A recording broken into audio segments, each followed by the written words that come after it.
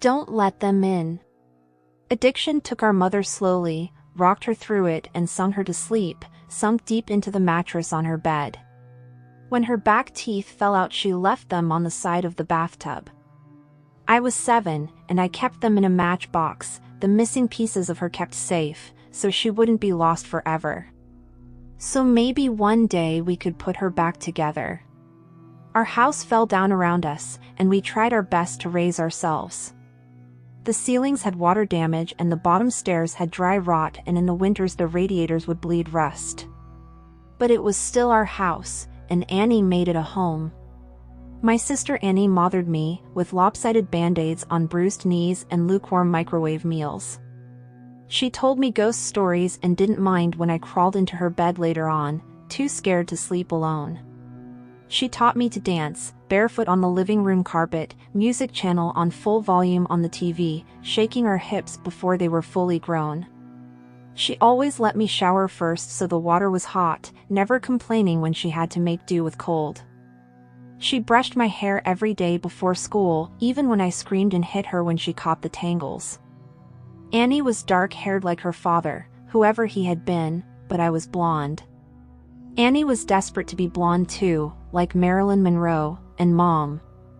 I think she thought it would make them closer, remind Mom less of her dad.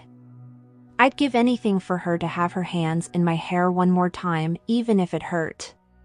She moved to New York when I turned 18 and never came back. I still dream about her sometimes. Keeping up with our mother was impossible, and we learnt from a young age we would always be left behind. It didn't make it any easier.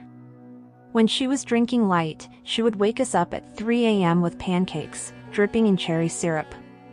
Sometimes when the weather was right, and she'd had enough being drunk alone, she would call our school up and tell them we had both come down with summer sickness, and we'd drive to the beach instead. I remember being 9 years old in the backseat of the car coming home after one of our ocean days, sucking the salt from my fingers. Annie had just dyed her hair blonde, her best friend Jane helping her bend over our kitchen sink. From behind, I couldn't tell who was mother and who was daughter, radio up and windows down blowing the sky inside. When she was drinking heavy, she'd be out all night, hair piled up like a beauty queen, eyes glazed over and ringed with glitter and black. Sometimes she'd be gone a day or two. She would never tell us when. One day we'd just wake up to an empty house and the fridge packed full, post-it note on the front with a smear of Mom's lipstick in the outline of a kiss, telling us she'd be back soon. Sometimes she'd bring guys home, filling the table with beer cans and ashtrays, smoke up to the ceiling, Mom lost in the haze. We'd sleep with pillows over our heads, trying to drown out the music they would blast until the morning. We'd wake up to strangers at our kitchen table in the morning, asking us where we kept the coffee. When Mom drank too little, she fell apart. She wouldn't buy food, refrigerator a gaping hole in the wall. She'd chain smoke, leaving cigarette burns on the wallpaper up by the stairs like the walls were sick and decaying. She barely slept, walking around with blue half-moons under her eyes, knuckles raw. She would scream at the slightest thing. I remember once when I spilled a glass of juice on the couch. She looked over at me with dead eyes and dragged me off onto the carpet, and then took every single cushion off the couch and into the backyard and set them on fire. Annie went to watch a while from the window and then sat next to me on the floor, backs pressed against the skeleton of the seats, head resting in the crater of my collarbones. When Mom drank too much was the worst. She'd laugh too loud and too long at anything and everything, until her mouth started to shake and she started crying, at the breakfast table into her cereal. Annie shut down when Mom was like this, when somewhere deep inside herself where nobody could hurt her. She'd stay up until the morning watching old black and white movies on TV, whispering the lines she knew by heart like prayers. When I was 5, I'd cry when I'd find Mom passed out cold on her bed, sure she would never wake up. Annie would wipe my tears, tell me she was only sleeping just like the princesses in my storybook. We'd sit on Mom's bed together and wait for her to wake up. When we were older, I was the one who would pick Mom up off the bathroom floor again, and Annie would put her to bed. smoothing her hair off her face and the vomit from her mouth, changing her clothes if she'd peed herself. Watching them then, there was no doubt that Annie was the mother now. It was October and I was 13, Annie 16. It was a Wednesday night and Mom had been gone for 2 days. She called us that morning from a pay phone, voice slurring down the line, telling us she was having the best time with all her new friends, hoped we were doing fine. When she asked me if I was having a good birthday, I hung up on her. My birthday had been the day before. Annie had given me a pile of presents, strawberry lip glosses and glittery nail polishes. I didn't ask where she'd got the money for them. I didn't care. We'd taken the bus to the beach with Jane, eaten the birthday cake she had made for me, sand getting into the frosting. It tasted like sweetness and the sea, and I savored every bite and scrape of sugar against my teeth. We watched the sun go down, Annie snapping grainy photos on her crappy Nokia as I blew out my candles, wishing over and over that Mom wouldn't come home, that she'd just stay gone this time. But that Wednesday night, me and Annie weren't speaking. Anger hung heavy between us, seeping through the floorboards. It began when she tripped at the bottom of the stairs. We both laughed, Annie throwing her head back, gap between her front teeth catching the light. When I'd bent to pick her up, I'd caught her breath, warm against the freckles on my cheeks. I let go of her arms and she fell again, hitting the floor and grinning, shaking her hair from her face. Her breath was heavy with whiskey. I couldn't start picking her up too, couldn't watch her fall again and again. Just like Mom, I knew she'd never get back up. I'd stared down at her, blonde hair fallen into her eyes, and all I could see was our mother, and then I was running, feet slamming the hallway like heartbeats turned loose. I'd run for the kitchen and tipped every bottle we had down the sink, shoving Annie back as she fought to stop me, catching liquor on her fingers as it fell. She grabbed my shoulders and made me drop the very last bottle. It smashed between us on the floor, glass shards shining like we dragged the stars out of the sky and broken them, pieces we could never put back. Outside through the open windows, the sky turned pale gold, clouds a mess of pink and cream smeared across the horizon. I cried then, watching Annie on her knees picking up the pieces. That was Annie, always trying to fix things even when it was too late. The smell of food dragged me from my room, stomach turning traitor inside my ribcage. Annie was cooking pasta, real food not made in a microwave. She'd set the table, Tammy Wynette singing softly from the CD player, Annie gently swaying her hips as she stirred the tomato sauce, rich and warm. As we ate in silence, with every bite I forgave her. Mom never cooked dinner, or remembered my favorite was spaghetti ever since I was a kid, or stayed sober long enough to sit up at a table. Annie wasn't Mom. We were washing the dishes when we first heard it. A moth was crawling down the inside of the pane and I cracked the window to let it out into the dark. From the backyard came a faint sound. I tilted my head to listen as it was coming from far off. Crying. I figured it was Mika, the 2-year-old next door, having a tantrum loud enough for us to catch, or maybe even Lucky Strike, the cat that junkies down the street, begging for food like he sometimes did. I always wanted to feed him when he came around, winding over my ankles, but Annie always stopped me, saying once you started giving they never stopped taking. Looking back, I don't think she was talking about the cat. Annie flipped the Christmas lights strung up around the porch and we sat on the plastic beach chairs watching the skies. When we were little, we'd sit outside and Annie would tell me the names of all the constellations and the stories of how they came to be hung up in the night sky. I had to grow up before I realized she made them all up as she went along. It was a game we still liked to play now, making up ridiculous stories for the shapes we could pick out. Ah, yes, that one there is the Coors Light. It got there when God dropped it out of his convertible window and never picked it up, she said, nodding sagely and hiding her smile. Of course, I said, waving my hands and pointing up past the power lines. Right next to the ashtray, left there by angels on a smoke break. Yeah, they say if you wish on it, all your dreams will come true, said Annie, grinning. She stopped laughing, voice quieter, face tilted up to all those dead stars. "Let's wish, Emmy. Let's wish." So we did. The sound of crying interrupted us. It was closer this time, and definitely human. We turned to each other, confused. Annie shrugged and I squinted out into the black. It sounded like a baby, lost and tired and alone.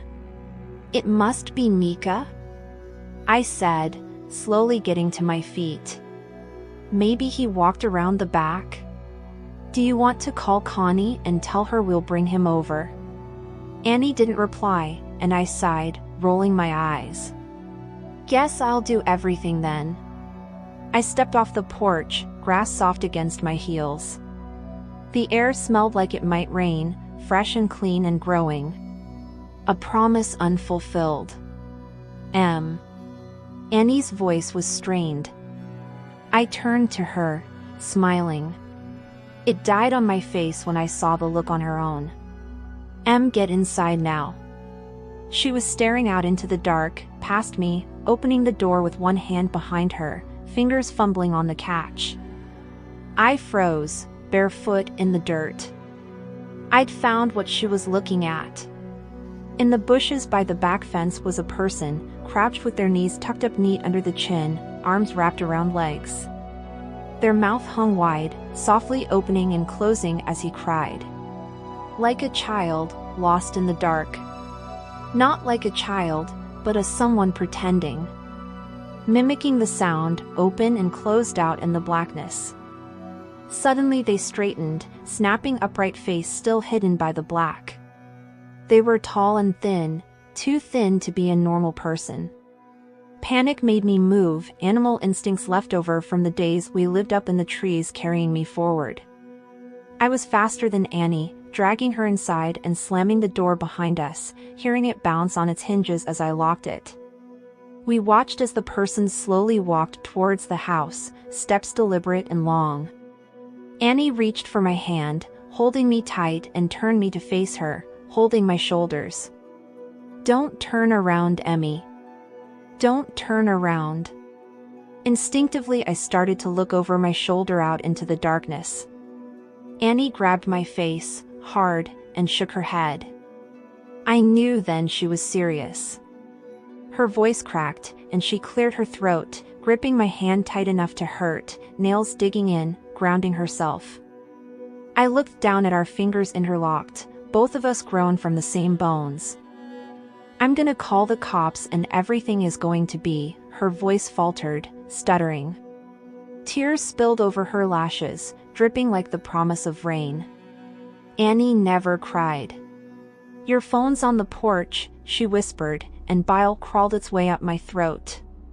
Her phone was upstairs, charging. A soft, tap-tap-tapping filled the silence. Annie turned to the window, eye whites showing her eyes were so wide. It was the sound of someone's forehead against the glass, slowly, over and over. They started to speed up, faster and harder, skin meeting glass until they was slamming into the window hard enough to shake the panes. The tapping stopped and I was about to ask Annie if I could look now when she screamed, followed by the sound of cracking glass and the loudest slam yet. Whoever was in our yard had just smashed their face hard enough into the window to break it. We ran upstairs, two at a time, skipping the ones caved in with dry rot on instinct. I turned behind me once and Annie yanked my face back before I could see. The sound of broken glass echoed behind us as we made it to the bathroom, locking the door. A thin, wailing cry, like a baby calling for its mother, filled the hallway, trapped between the walls and locked doors. Annie threw her back against the door, feet jammed up against the bathtub, clutching the knife she had grabbed from the kitchen. I did the same, shoulder to shoulder. Slow footsteps started on the stairs, deliberate and casual. The crying had become mocking, almost laughter, shrill bursts of sound and then giggles, high-pitched and abruptly stopping before starting again. The first door on the upstairs floor was my bedroom and we heard the distinct sound of it slamming open. They were looking for us. "What the heck is going on?" I asked Annie, not even bothering to brush away the tears that I couldn't stop falling. I watched my sister pick herself up off the floor and brace her hands on the door as we heard the sound of a second door slamming open. Mom's room. The next room on the hallway was the bathroom. Annie pulled me to my feet and handed me the knife. I shook my head and pushed it back to her, terrified of what would happen if I had to use it. Annie shoved me and pressed the knife into my hands, thumb pressing hard enough on the blade to bleed. I watched my sister's blood drip down her wrist, a winding red road, still pushing into my hands despite the pain. I took the knife. Something slammed against the wall that Mom's room shared with the bathroom. A high-pitched wail followed. I held my breath, could feel my heart beat in the base of my throat, a wild and frantic thing. "I'm gonna get the phone from my room." I shook my head violently, about to argue. Annie clamped a hand over my mouth. I could taste the blood on her hand, salty and sweet. Like birthday cake by the ocean. "Yes. I'm gonna get the phone and I'm gonna call the cops and we're going to be okay." I shook my head again. "It's the only way. When I go, I need you to lock the door and you don't open it for anything or anyone. Not for me, not for anyone. Promise me." I shook my head and Annie pressed her hand into my mouth, crushing my teeth against my lips so it made my eyes water. "Yes. Promise me, Em." Something smashed in the room next door. Annie brushed the hair off my face, gently tucking it behind my ear. "Promise," she mouthed and unlocked the door as slowly as possible, bolt scraping gently. I watched the curve of her shoulder disappear into the black hall outside, like the moon in eclipse. And then she was gone.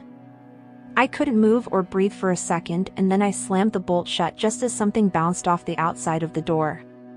A high-pitched scream followed, handle rattling up and down hard enough to pop one of the screws. I watched it roll towards me on the tiles. And then silence. I sat with my back to the door, holding the knife and wishing I was holding Annie's hand instead. Still silence. Nothing but me and my lungs slowly filling the room with my breath. "Em?" came a voice through the door.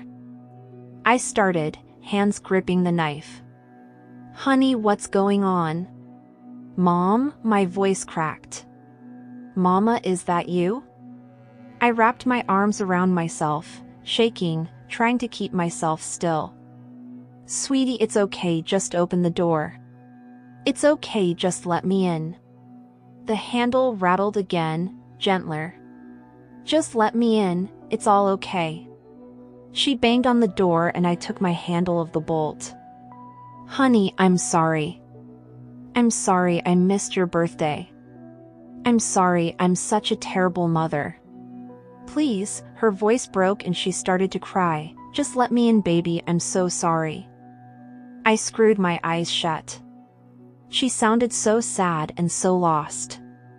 I just wanted her to hold me like when I was a kid and I'd come in off the swings with a scraped knee. Maybe this time she meant it. Maybe it would all be okay. My hand found its way to the bolt again. My sister's voice came through the door, warm and gentle. "Yeah, Emily, let us in, it's all okay." My hand froze on the bolt and I tightened my grip on the knife. Annie never called me by my full name. A hand banged on the door, handle rattling. "Emily, let us in." Annie's voice became low and guttural, followed by the same shrill giggles from before. Mom spoke now, pleading and crying, voice getting louder and louder. "Let us in. Let us in. Let us in," over and over again, punctuated by her fists on the door. I thought about demons and monsters, all the bedtime stories we prayed don't crawl out from under the bed. "That's not my sister and you're not my mother." I screamed through the door, hands over my head. I climbed into the bathtub and curled in a ball, cradling myself, knife clutched to my chest. I didn't know what it was outside that door, but I knew it wasn't Annie. It wasn't the voice that yelled at when I changed the TV channel, the one that sang me happy birthday, the one that told me I was smart even when I got bad grades, the one that read me stories about princesses that never wake up. It wasn't human. Bangs and yells came from downstairs, followed by the footsteps of people running. A low guttural howl ripped through the house, filling the room until I felt like I was drowning in the sound, and then the door was kicked in. I screamed, covering my eyes, waiting to die. Arms found me and lifted me from the tub, carrying me from the room. I looked at the outside of the door as I was carried downstairs. It was covered in long scraping claw marks, dragged down to the floor. Pillows ripped apart covered the hallway in soft down, like it had snowed inside. I watched them drift slowly as men in uniforms checked each of the rooms that looked like they had been torn apart by something feral. Outside in our driveway were police cars and an ambulance. In the middle of it all was Annie. Bathed in blue and red light as it washed over her, lit up in the dark like a neon angel, face aglow. I threw myself from the cop's shoulder and ran to her, holding us both together, broken pieces and all, standing under all those constellations we made up. Gentle screaming came from the ambulance, which rocked occasionally. Annie gently turned my head away, smiling so sadly it made my chest ache as I understood. Turns out there was no demon. No wild animal or bad men trying to break in. Just Mom, out of her mind on booze and drugs and everything in between, coming to the end of a week-long binge. Something had finally broken inside her head, and this time we couldn't put her back together no matter how hard we tried. Sometimes you fall one last time and you never get back up. Annie had seen her in the garden, blood dribbling from her mouth, track marks bulging on her forearms like unmapped roads, rail-thin and desperate for one more hit, one more fix. She'd searched the kitchen for all the drink I'd thrown away, and when she hadn't found it, had come to hunt for the stash she hid in the bathroom. She hadn't wanted me, just the drugs on the other side of the door, so high she could mimic Annie's voice almost perfectly.